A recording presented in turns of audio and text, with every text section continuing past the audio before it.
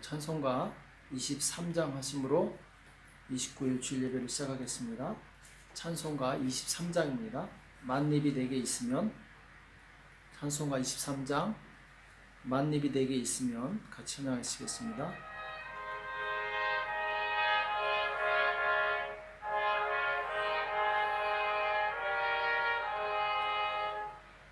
만입이 내게 있으면 그 입 따가지고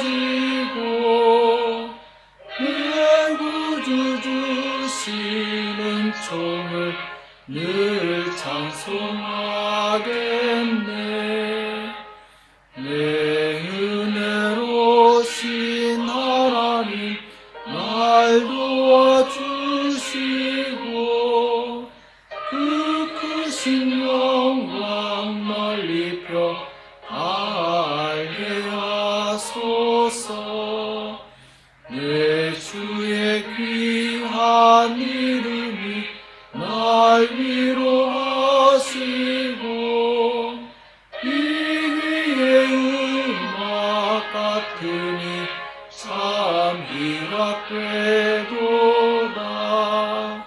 내 죄의 권세 깨뜨려 그걸 바꾸시고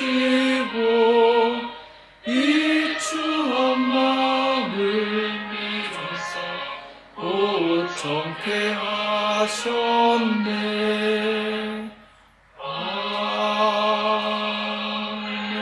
아멘. 이 시간 다 같이 새 사도신경 같이 하겠습니다. 새 사도신경 같이 고백하겠습니다. 시작. 나는 전능하신 아버지 하나님 천지의 창조주를 믿습니다. 나는 그의 유일하신 아들 우리 주 예수 그리스도를 믿습니다. 그는 성령으로 잉태되어 처녀 마리아에게서 나시고 본디오 빌라도에게 고난을 받아 십자가에 못 박혀 죽으시고 장사된 지 사흘 만에 죽은 자 가운데서 다시 살아나셨으며 하늘에 오르시어 전능하신 아버지 하나님 우편에 앉아 계시다가 거기로부터 살아있는 자와 죽은 자를 심판하러 오십니다. 나는 성령을 믿으며 거룩한 공교회와 성도의 교제와 죄를 용서받는 것과 몸의 부활과 영생을 믿습니다. 아멘. 우리 이 시간 찬송가 138장 만왕의 왕 내 주께서 찬양하시겠습니다. 찬송가 138장입니다. 찬송가 138장 만왕의 왕 주께서 내 주께서 138장입니다.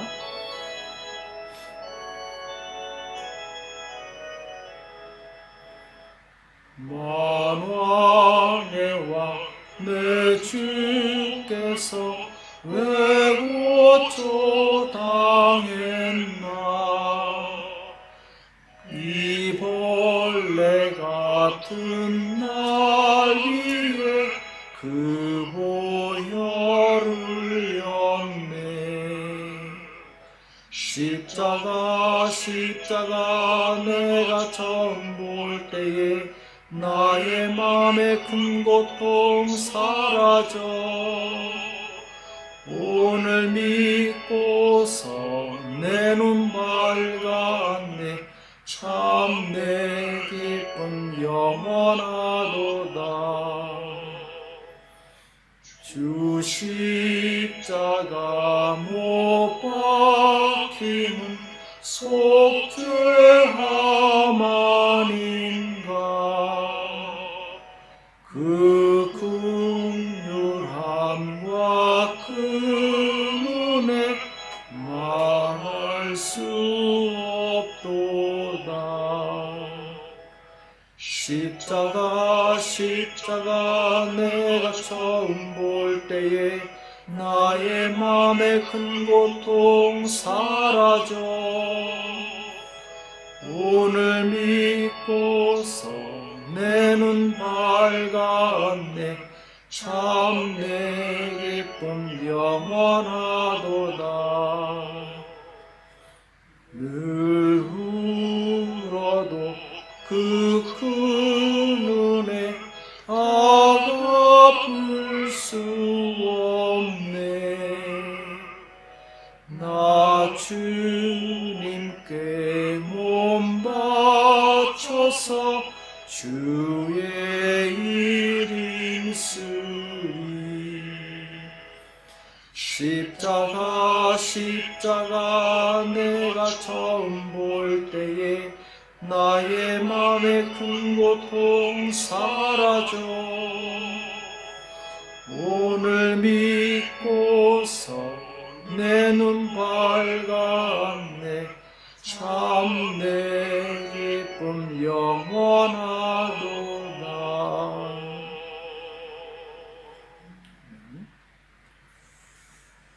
이 시간 같이 기도하겠습니다. 살아계신 하나님 아버지, 큰 영광 중에 계신 하나님께 감사와 찬송과 영광을 올려드립니다. 우리에게 생명을 주시고 날마다 호흡을 공급하여 주시고 주님의 나라를 바라볼 수 있도록 은혜 주심을 감사합니다. 하나님, 참으로 영원히 죄와 허물로 죽었던 우리를 예수 그리스도의 보혈로 씻어주시고 회복시켜 주시고 하나님의 자녀 삼아 주심을 감사합니다.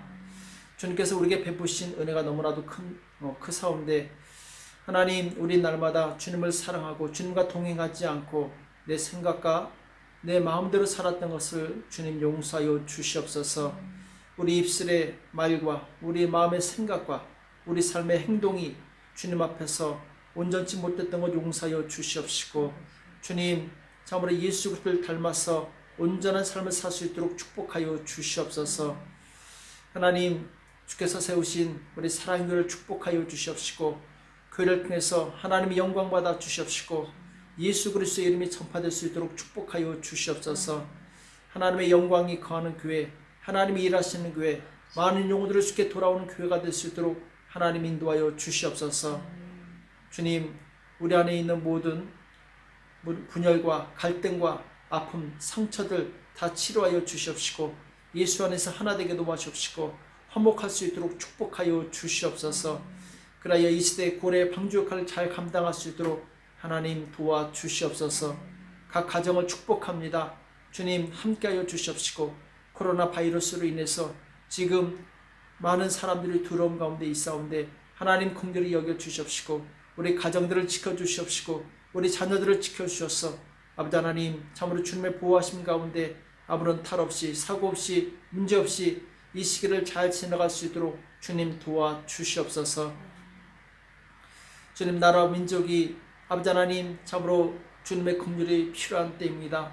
하나님, 위정자들을 축복하여 주시옵시고 저들이 지혜를 주셔서 아버지 이 위기를 잘 극복하게 도와주시옵시고 특별히 코로나 바이러스가 빨리 종식되어서 정상적인 삶으로 들어갈 수 있도록 하나님 인도하여 주시옵소서.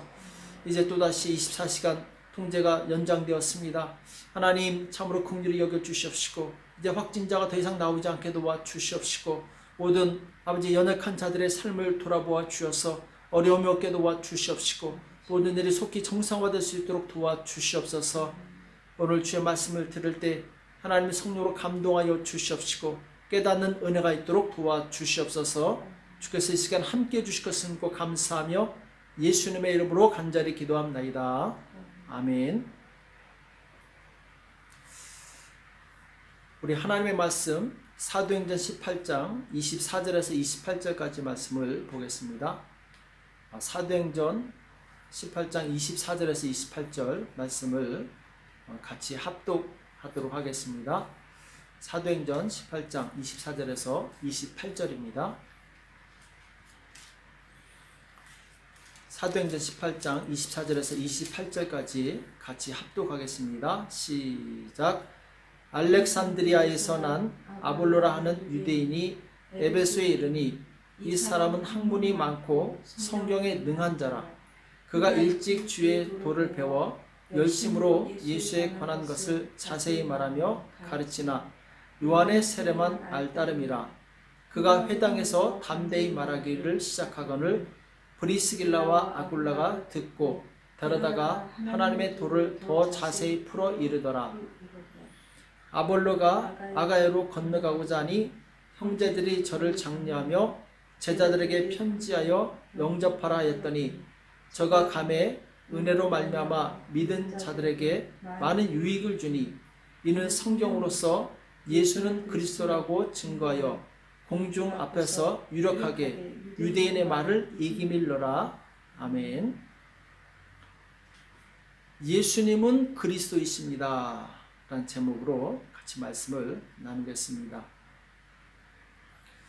자, 오늘 사도행전 18장 24절에 보면은 알렉산드리아라고 나오는데, 자, 알렉산드리아에서 난 아볼로. 자, 알렉산드리아는 말 그대로 알렉산더 대왕이 세운 도시죠. 기원전 332년에 세운 중요한 해양 도시인데 상업의 중심지고 또 지식과 학문의 중심지였습니다.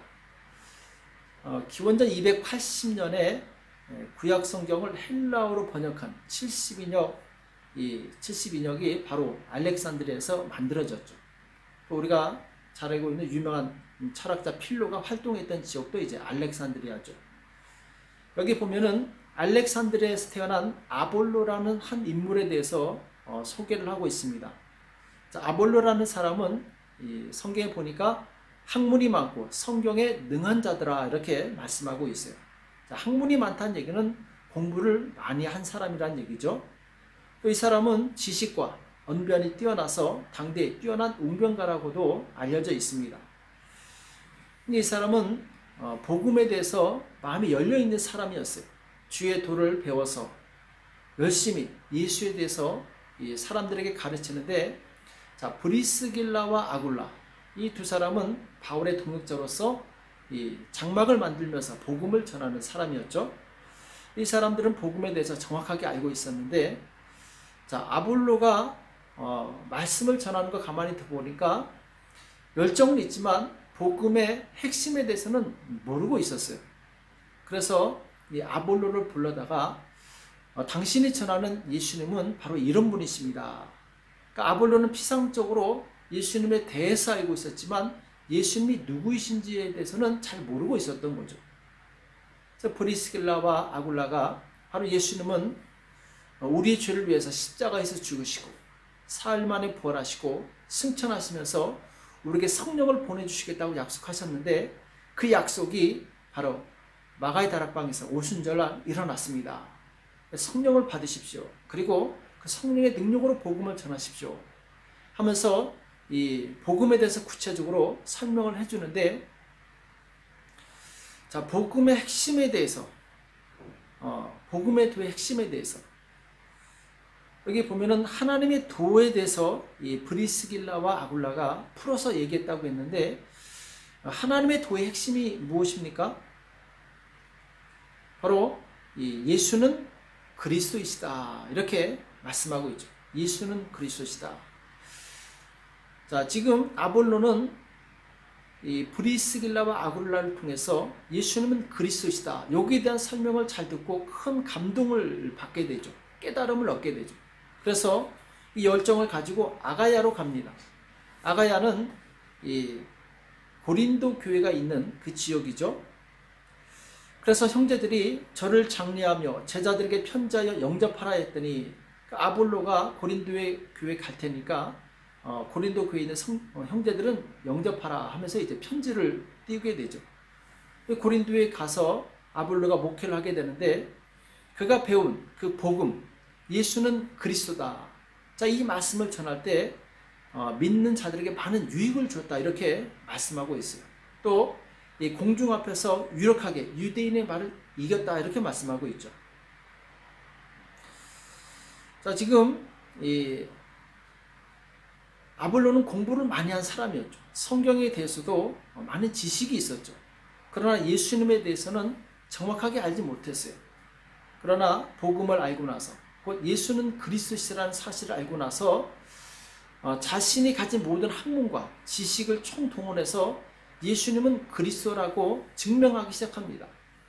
그러니까 유대인들이, 예수님을 알지 못하는 유대인들이 변론을 하다가 도저히 이길 수가 없는 거예요. 왜냐하면 아볼로는 학문적 지식이 워낙 뛰어났고 또 언변이 탁월했기 때문에 그를 이길 수가 없었던 거죠. 그래서 아볼로는 당대에 유명한 설교자로 쓰임받게 되는데, 자, 우리 예수 믿는 성도는 책을 많이 읽고 공부를 해야 됩니다.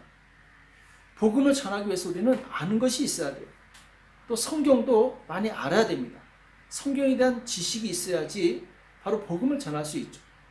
사람들이 도대체 복음이 무엇이냐 물어봤을 때 우리는 이것을 대답해 줄 수 있어야 됩니다. 오늘 아볼로는 자기가 그동안 열심히 갈고 닦은 이 학문을, 또 성경에 대한 지식을 무엇에 집중하느냐? 예수님은 그리스도이시다, 이 복음을 전하는 데 집중하게 되죠. 그래서 이제 많은 열매를 맺게 되는데, 자, 오늘날 우리도 복음을 전한다고 했을 때 그 복음의 내용이 무엇인가, 이것을 알고 전해야 되겠죠. 예수님은 그리스도이시라는 거, 우리가 예수 그리스도라는 말을 많이 들어봤죠. 그러니까 이 예수 그리스도 이름만 해석해도 복음이 증거됩니다. 초대교회 때 많은 제자들이 전한 복음은 복잡한 것이 아니었어요. 단순합니다. 예수님은 그리스도시다, 이거였어요. 이 말씀에 사람들이 변화되고 구원받고 하나님께 구름대처럼 몰려왔다라는 거죠. 자, 오늘 이 예수는 그리스도시다라는 거, 여기에 대해서 말씀을 나누고자 하는데, 예수는 이름이죠. 그리고 그리스도는 예수님이 행하신 그 직분입니다. 자, 고준한 목사할 때 고준하는 이름이고 목사는 직분이죠. 그 직분을 들어보면 이 사람이 무슨 일 하는 사람인가 알 수 있게 되죠. 그러니까 예수님은 그리스도라는 일을 하는 사람이구나, 이것을 알게 되는 거예요. 그래서 이 그리스도라는 뜻을 알게 되면은 우리는 예수님이 어떤 분이신지 알고, 또 우리가 이 땅에서 어떻게 살아가야 될 것인가를 알 수 있게 되죠. 자, 그리스도는 기름 부음 받은 자라는 뜻이죠. 구약에 보면은 세 부류의 사람이 기름 부음을 받게 되는데, 선지자, 제사장, 왕이죠. 자, 이들은 이 기름 부음을 받음으로 인해서 하나님의 일을 공식적으로 수행하는 이 사람으로 인정을 받게 됩니다. 예수 그리스도는, 예수님께서는 바로 선지자로, 제사장으로, 왕으로 오셨고, 그리고 이 일을 위해서 하나님께 공식적으로 인정을 받은 사람이라는 뜻이죠.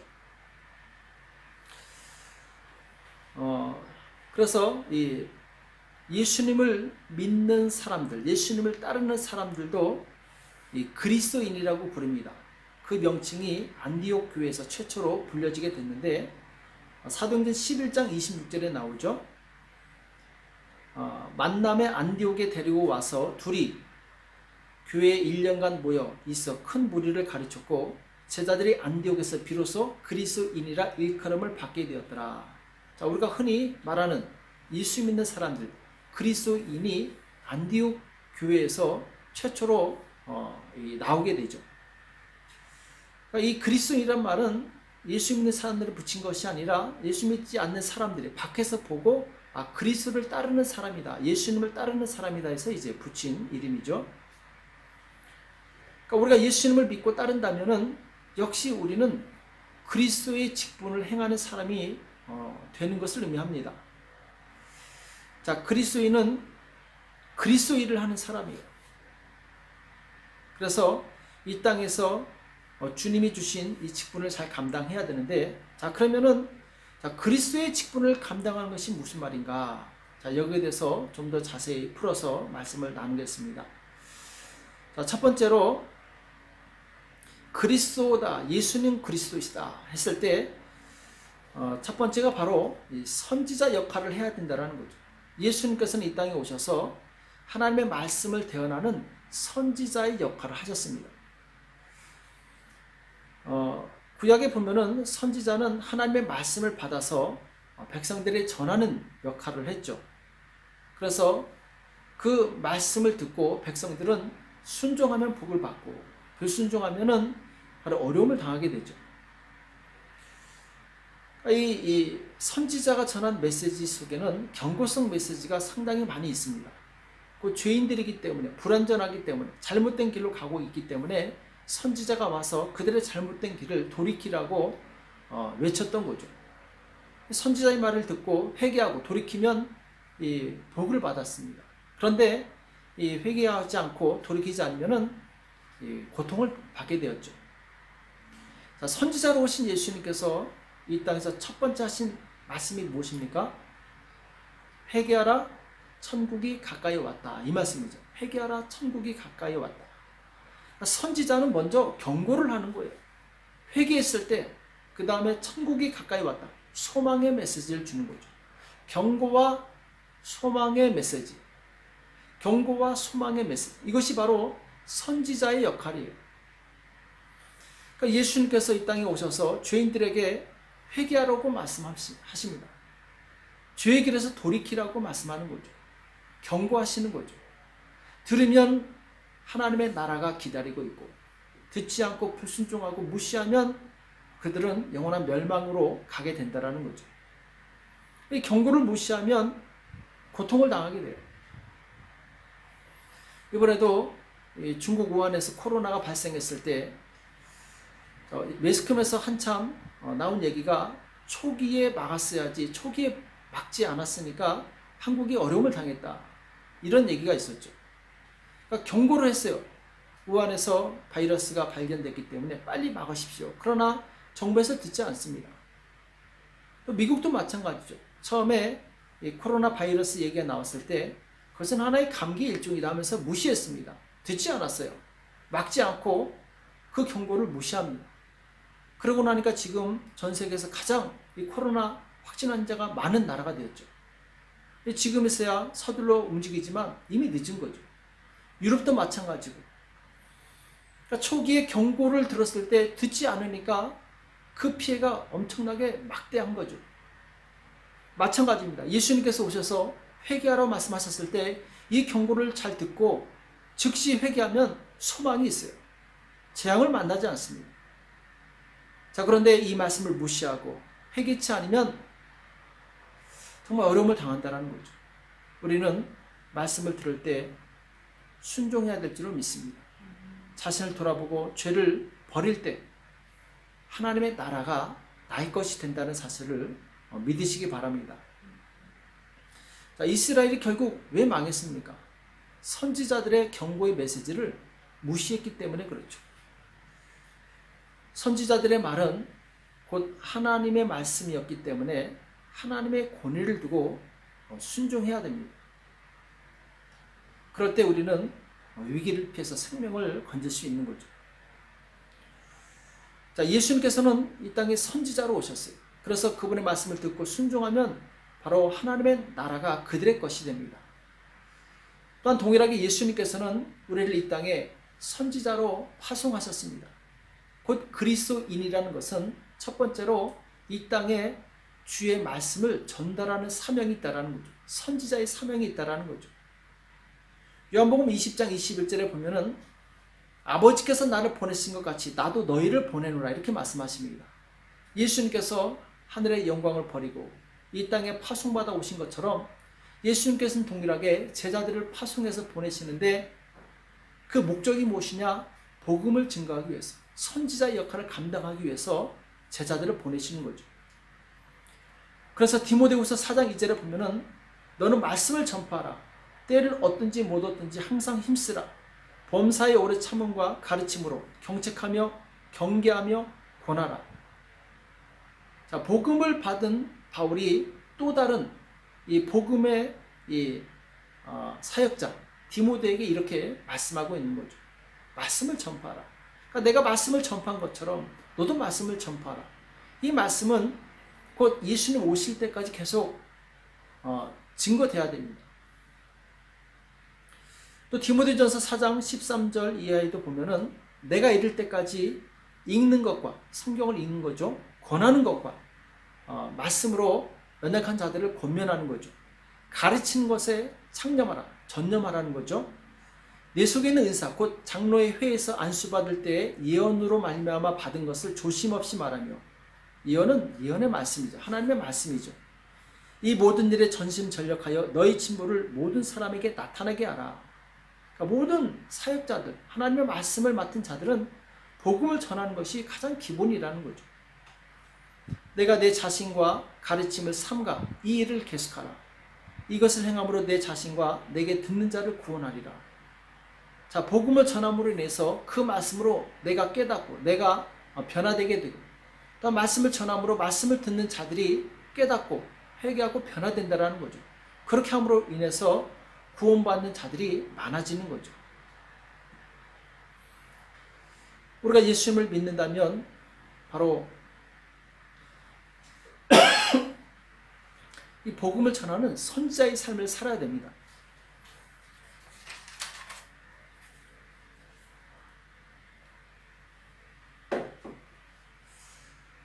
처음에 교회 왔을 때 말씀으로 양육을 받고, 그리고 점점 성장하면은 이제는 예배만 드리는 것이 아니라 바로 어린 영혼들을 말씀으로 양육하고 세상에 나가서는 복음을 전하는 삶을 살아야 돼요.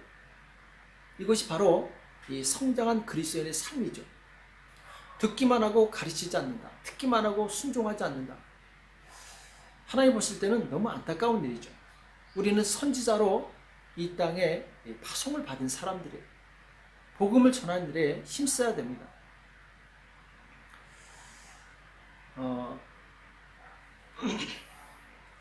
베드로를 보면은 오순절날 성령을 받고 복음을 전하는데, 이때 3,000명이 회개하고 세례를 받는 그런 이제 역사가 일어나게 되죠. 그러니까 베드로가 성령을 받은 목적이 무엇이냐? 복음을 전하기 위해서 받은 거죠.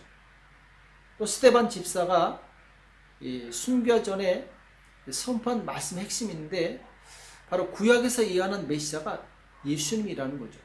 그러니까 선지자는 자기의 뜻, 자기의 생각을 전하는 것이 아니라 바로 예수님을 전하는 사람이에요. 하나님의 뜻을 전하는 사람이라는 거죠. 사도 바울도 학문과 성경에 능통한 사람이었는데, 그의 모든 지식을 동원해서 구약의 모든 내용이 예수님에 관한 말씀이다. 자, 이것을 사람들에게 증명합니다. 왜냐하면 사람들은 예수님이 메시아로 생각하지 않았어요. 그냥 한 선지자의 한 사람으로 생각했고, 그가 인류를 구원할 것이라고 생각하지 않았던 거죠. 그러나 바울은 바로 그의 모든 학문과 지식을 통해서 예수는 그리스도시다, 곧 예수님은 메시아시다, 인류를 구원할 분이시다, 이것을 증거한 거죠. 오늘 우리는 이 성경을 많이 공부해야 되는데, 이 공부를 통해서 그 성경 전체가 구속사, 곧 구원에 관한 말씀인데, 이 구원을 완성시키신 분이 바로 예수님이다. 이것을 설득력 있게 전할 수 있어야 됩니다. 오늘 예수님께서 우리에게 원하시는 것이 무엇이겠습니까? 누가복음 10장 2절에 보면은 추수할 것은 많되 일꾼이 적으니 그러므로 추수하는 주인에게 청하여 추수할 일꾼들을 보내어 주셔서 하라. 자, 복음은 천사들을 통해서 전달되는 것이 아니라 바로 예수 믿는 하나님의 자녀들을 통해서 전달되게 되죠. 곧 예수님을 잘 알고 예수님이 어떤 분이신가를 얘기해 줄 수 있는 그 사람을 하나님은 찾고 계신다라는 거예요. 우리는 우리의 사명이 무엇인지 잘 기억해야 될 줄을 믿습니다. 우리가 이 땅에 존재하는 목적은 바로 선지자의 사명을 감당하는 거예요. 예수님이 어떤 분이신가, 바로 예수님에 대해서 알려주는 그 사람으로서의 이 사명을 가지고 살아간다는 거죠. 그래서 예수님을 더 잘 전하기 위해서 많이 공부하시기 바랍니다. 성경을 많이 읽으시기 바랍니다.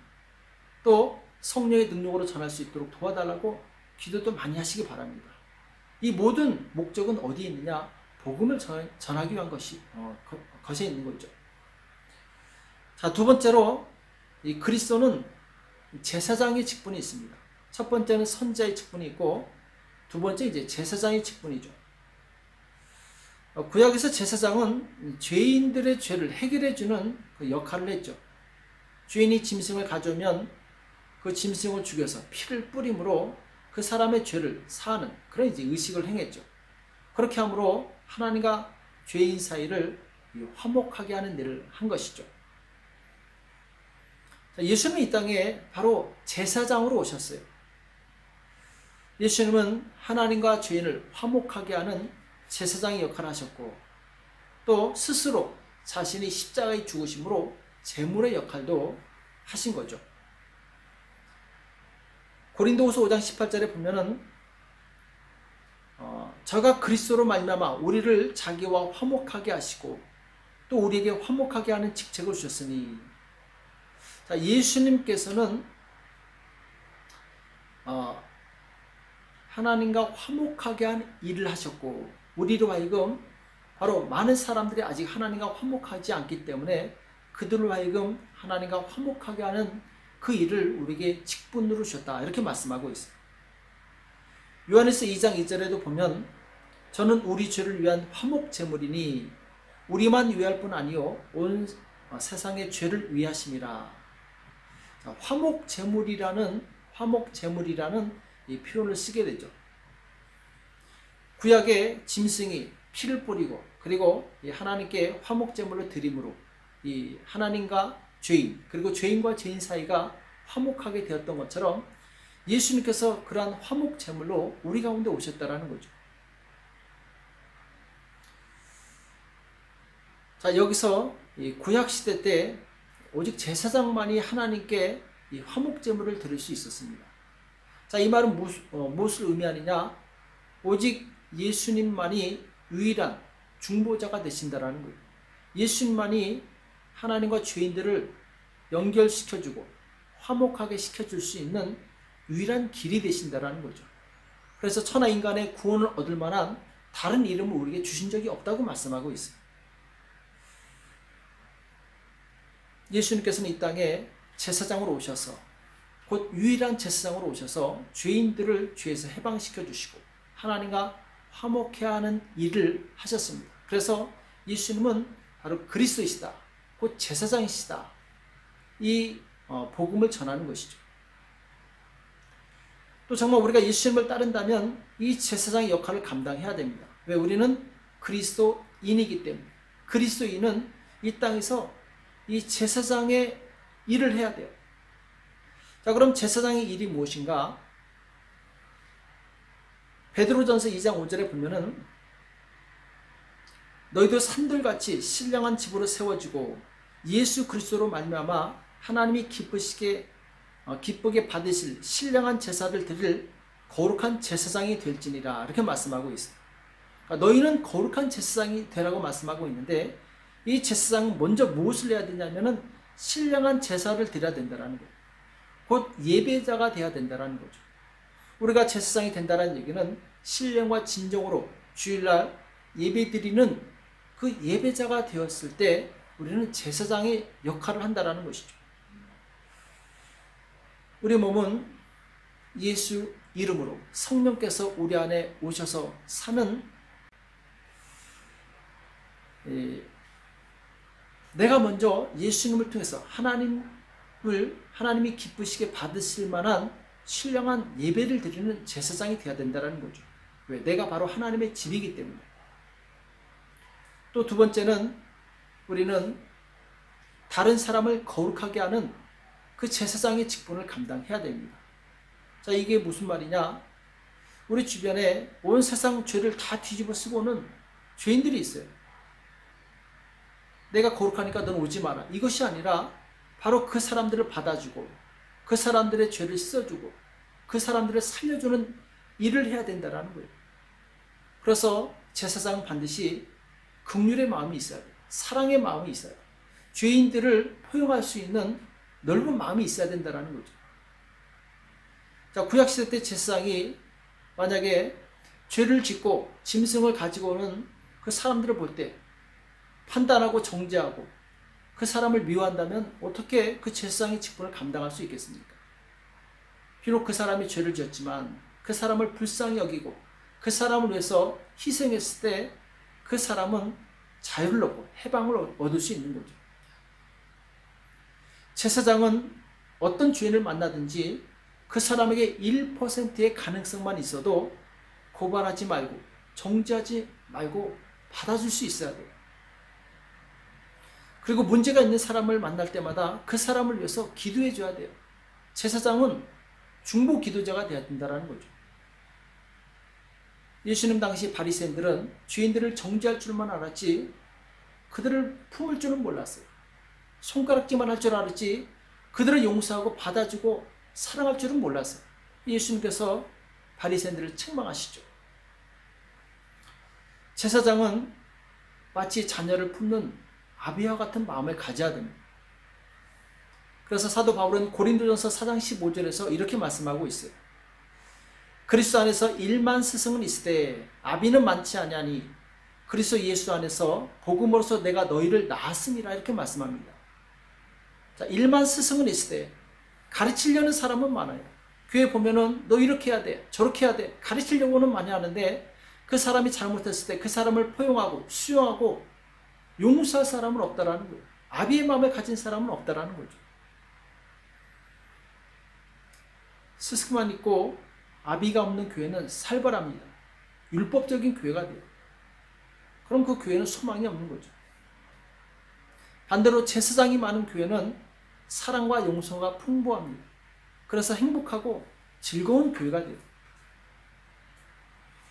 예수님께서는 죄인들을 보실 때 제사장의 마음으로 그들을 보셨어요.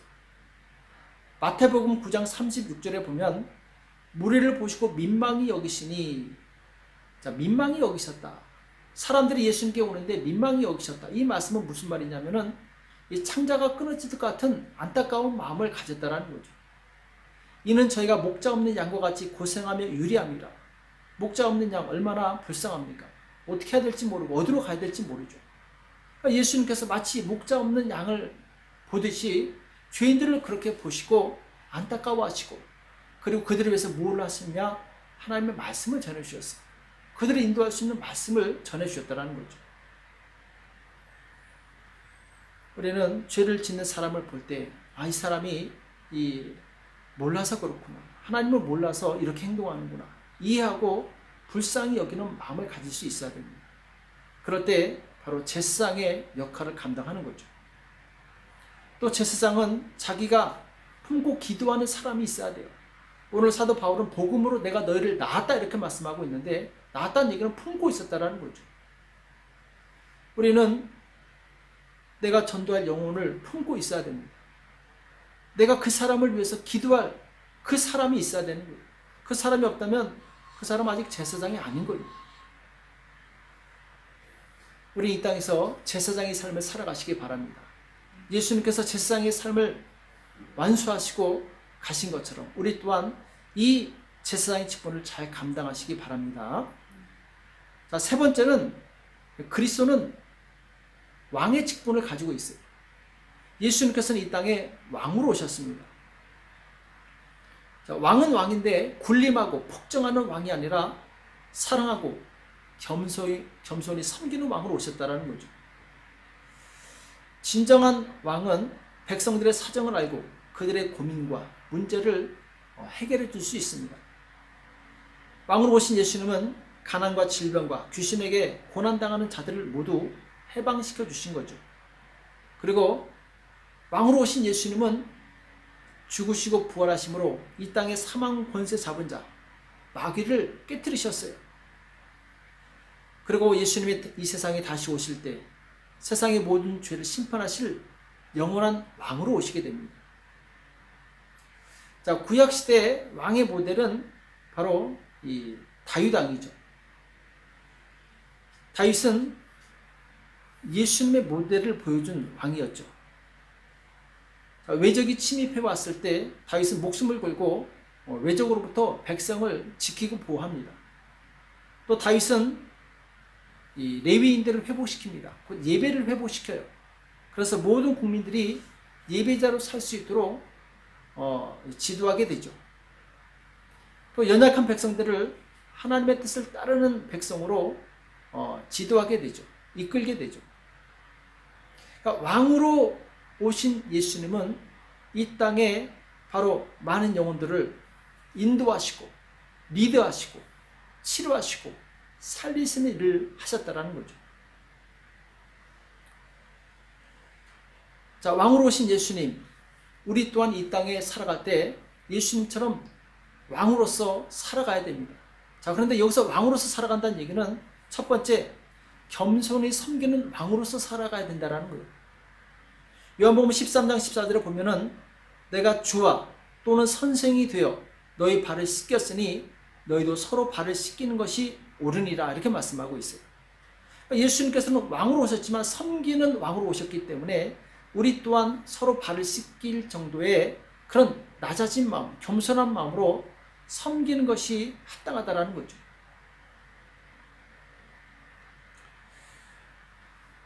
또 예수님께서는 이 땅에 오셔서 영적인 문제 그리고 육적인 문제를 다 해결해 주셨어요. 왕이기 때문에 가능한 거죠. 왕은 자기 백성의 문제를 해결하십니다. 마태복음 10장 7절에 보면은 가면서 전파하여 말하되 천국이 가까웠다 하고 병든 자를 고치며 죽은 자를 살리며 문둥이를 깨끗하게 하며 귀신을 쫓아내되 너희가 거저받았으니 거저 주어라. 자, 지금 예수님께서는 천국을 열어주셨어요. 그 영적인 문제를 해결하신 거죠. 두 번째, 육체의 모든 질병과 귀신의 문제를 해결하신 거죠. 우리 또한 복음을 전함으로 사람들의 영적인 문제를 해결해 줄 수 있어야 됩니다. 또한 병자에게 손 얹고 기도해서 그 병을 해결해 줄 수 있어야 돼요. 이게 바로 왕으로서의 삶을 살아가는 거죠. 또 세 번째로 연약한 백성들을 하나님 앞에 세우는 영적 리더로서 살아가야 됩니다. 요한복음 21장 15절에 보면은 예수님께서 베드로에게 찾아오셔서 세 번을 질문하시는 내용이 나오죠. 내가 나를 사랑합니다. 베드로가 내가 주님을 사랑합니다 고백했을 때 예수님께서는 내 어린 양을 먹이라 이렇게 말씀하시죠. 내 어린 양을 먹이라. 내 양을 치라. 이 말씀은 목양하라는 거죠. 영혼들을 이끌라는 거죠. 생명의 말씀을 전하고 그들을 위기에서 건지고 그들이 천국할 수 있는 그 길을 리드하라는 거죠. 우리는 언제까지나 교회에서 받아만 먹는 양이 되겠습니까? 우리는 받아먹는 양에서 이제는 어린 양들을 영적으로 지도하는 목자가 될 수 있어야 돼요. 왕의 직분을 가진 지도자는 이제 연약한 자를 돕고 섬기는 그런 일을 해야 됩니다. 주변에 있는 사람들을 훈련시켜서 주님의 제자로 세워야 돼요. 왕이 실력이 없으면 도울 수 있겠습니까? 실력이 있어야 돼요. 그래서 왕으로서 살아가는 우리는 이 땅에서 말씀과 기도의 능력이 있어야 돼요. 그리고 영향력으로 그 실력을 보여줄 수 있어야 돼요. 왕에게 가장 큰 이 권세가 있다면 영향력입니다. 왕의 한마디는 큰 영향력이 있어요. 우리는 그리스도인으로서 선한 영향력을 끼쳐야 될 줄로 믿습니다. 다른 사람이 부족한 것이 있다면 비난할 것이 아니라 그 부족함을 내가 채워줄 수 있어야 돼요. 우리가 교회에서 예배만 드리고 다른 사람에게 아무런 영향력을 끼치지 않는다면 그리스도인으로서 이 왕의 직분을 감당하지 못하고 있는 거죠. 초대교회 성도들이 반복적으로 전한 복음의 핵심이 바로 예수님은 그리스도이십니다. 자, 이 말씀을 잘 기억하시기 바랍니다. 또한 이것이 바로 우리의 복음의 제목이 되어야 될 줄을 믿습니다. 예수님은 선지자로 오셨고 제사장으로 오셨고 또 왕으로 오셨어요. 역시 우리 또한 이 그리스도인의 직분을 잘 감당해야 될 줄을 믿습니다.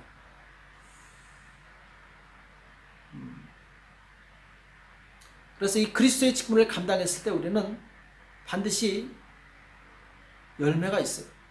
그 열매는 선한 영향력으로 인해서 피어오르는 열매라고 볼 수 있는 거죠. 그러니까 영향력은 반드시 좋은 열매가 있어야 됩니다.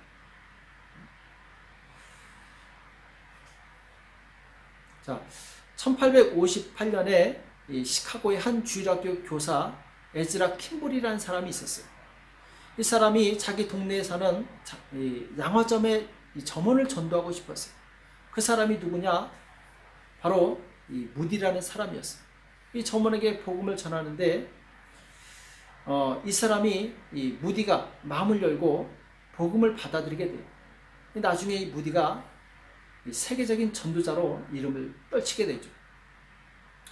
또 1879년에 작은 교회 목사였던 이 프레드릭 마이어라는 사람이 있어요.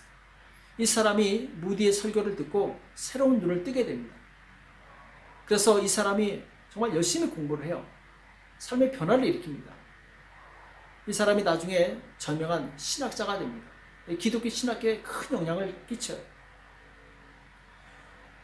또 세월이 흘러서 이 마이어라는 사람이 무디 신학교에서 강연을 하고 있을 때 맨 뒤에 앉아있던 한 청년이 있었어요. 윌버 채퍼먼이라는 사람인데, 이 사람은 이 강연을 듣고 변화받아서 YMCA의 목회자가 됩니다. 또 이 채퍼먼이라는 사람이 이 YMCA 간사로 모집한 사람 중에 프로야구 출신의 빌리 썬데이라는 청년이 있었어요. 이 사람이 훗날 유명한 전도자가 되죠.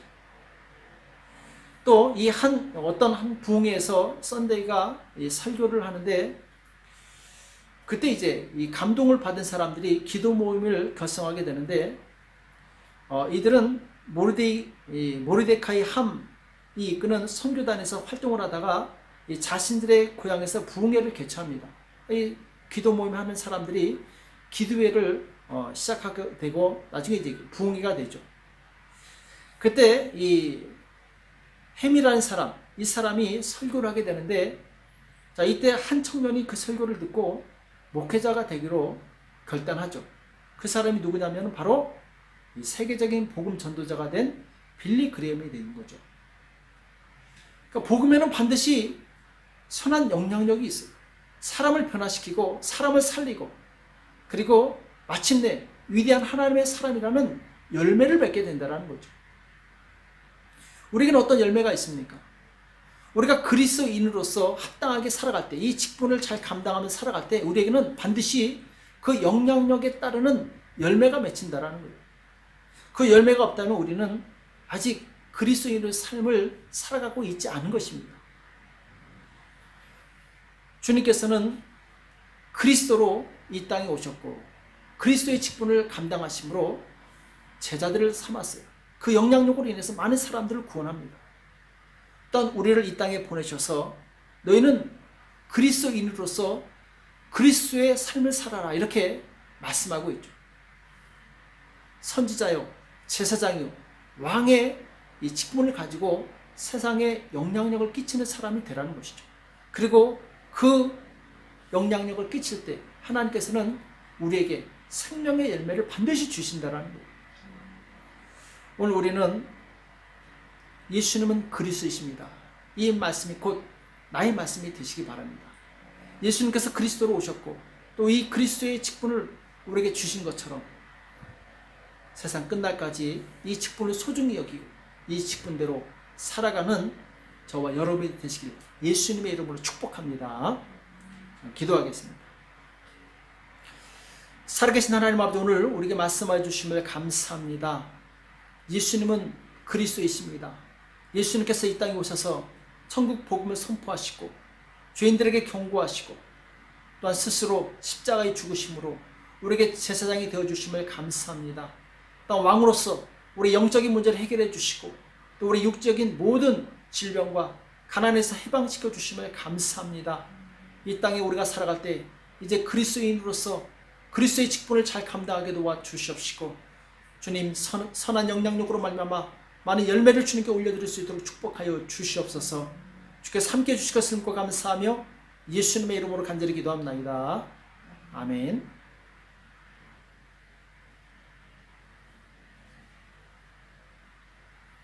찬송가 348장 나의 생명 드리니, 찬송가 348장 나의 생명 드리니 하시면서 하나님께 예물을 드리시겠습니다. 348장입니다.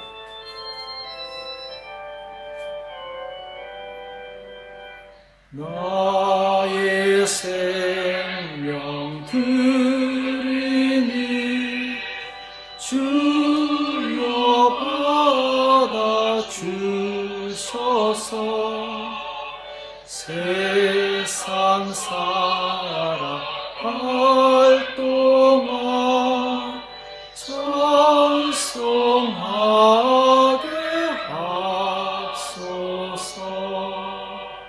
손과 발을 들이니 주여 받아 주소서. 주의 이름 위하여 밀접하게 합소서. 나의 음성 들으니 주여 받아 주소서.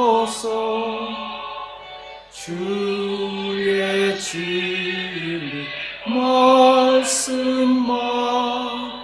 전하게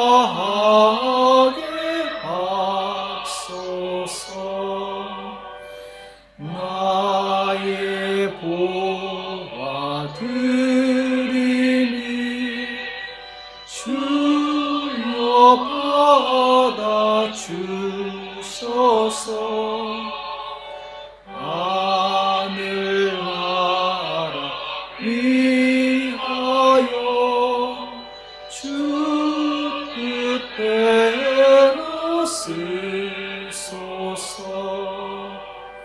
나의 시간 드리니 주여 받아 주소서. 평생토록 주 위에 봉사하게 하소서.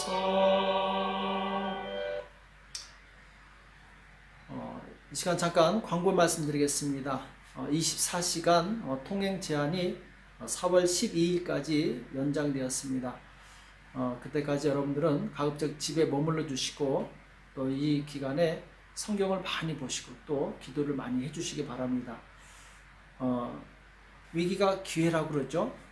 지금 어려울 때 더 깨어 기도하면 하나님께서 좋은 것으로 주실 줄 믿습니다.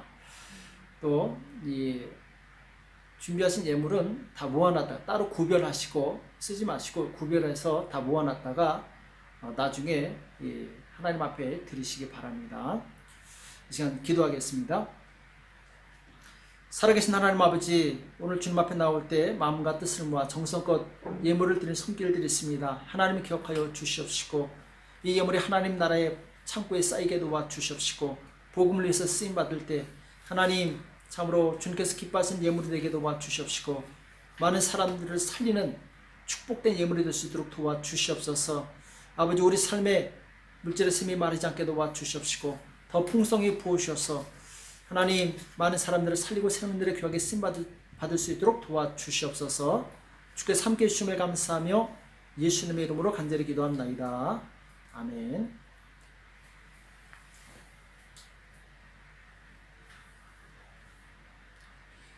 이제는 우리 주 예수 그리스도의 은혜와 하나님 아버지 극진하신 사랑하심과 성령님의 교통 역사 인도하심이 진실로 그리스도인으로서 이 세상에서 살아갈 때 많은 선한 영향을 끼치고 열매 맺는 복된 성도들의 머리 위에 교회 위에 이제로부터 영원토록 함께 있을지어다.